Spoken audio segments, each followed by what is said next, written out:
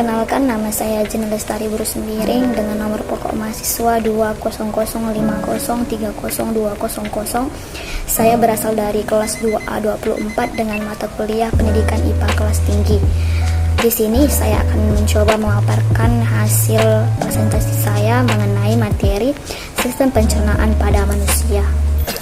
Proses pencernaan pada manusia dibagi menjadi dua. Yang pertama itu proses pencernaan mekanik, yang kedua itu proses pencernaan kimiawi.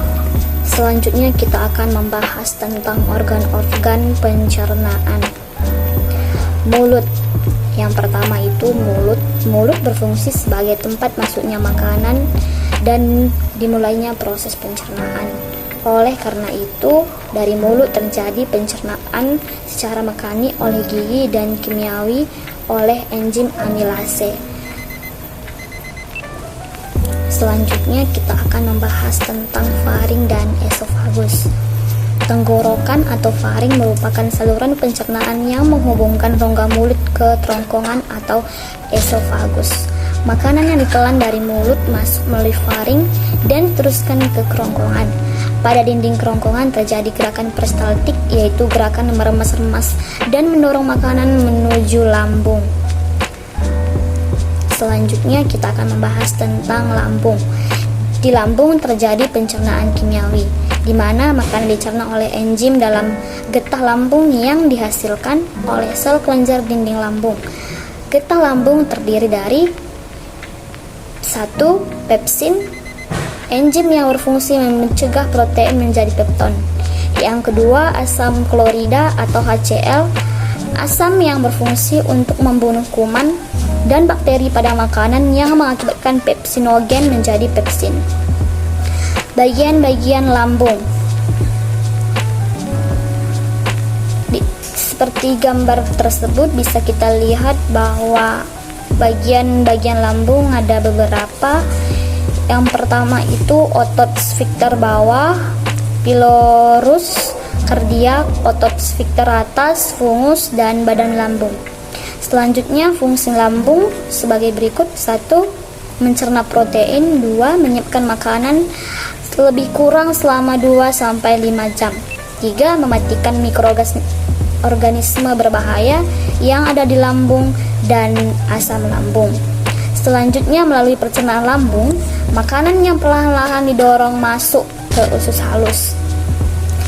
Di sini ada beberapa yang disebut dengan pankreas, hati, dan empedu. Hati adalah organ pelengkap dari sistem pencernaan karena membentuk cairan empedu yang diperlukan dalam proses pencernaan lemak.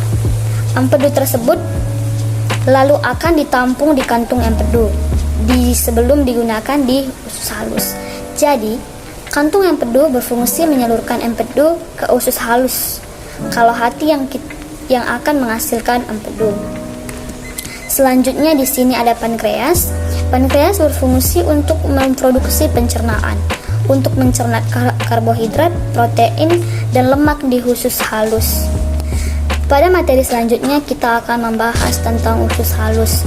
Usus halus merupakan organ pencernaan yang terletak di antara lambung dan usus besar.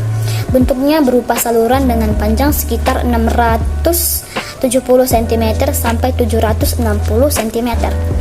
Oleh sebab itu, usus halus bisa dibedakan lagi menjadi 3 bagian. Yang pertama itu duodenum, jejunum, dan ileum. Terakhir kita akan membahas tentang usus besar. Usus besar adalah organ pencernaan yang terhubung dengan usus halus. Sisa makanan yang tidak bisa dicerna dan diserap tubuh lalu akan diteruskan ke usus besar. Oleh karena itu, usus besar berfungsi untuk membusukkan sisa makanan tadi berbentuk feses dengan dibantu oleh bakteri Escherichia coli. Nah, di usus besar terdapat beberapa bagian, yaitu 1. Kolon sebagai tempat pempadatan feses atau penyerapan kembali air dari zat sisa makanan. Yang kedua disebut dengan rektum sebagai tempat penyimpanan feses sementara waktu. Terakhir, anus berfungsi sebagai tempat pembuangan zat sisa makanan atau feses. Di sini ada beberapa gangguan sistem pencernaan pada manusia. yang disebabkan oleh bakteri, makanan, stres, atau infeksi sebagai berikut. Yang pertama sariawan, yang kedua konstipasi atau sembelit, yang ketiga diare, yang keempat appendicitis, yang kelima peritonitis, yang keenam sirosis hati, dan masih banyak lainnya.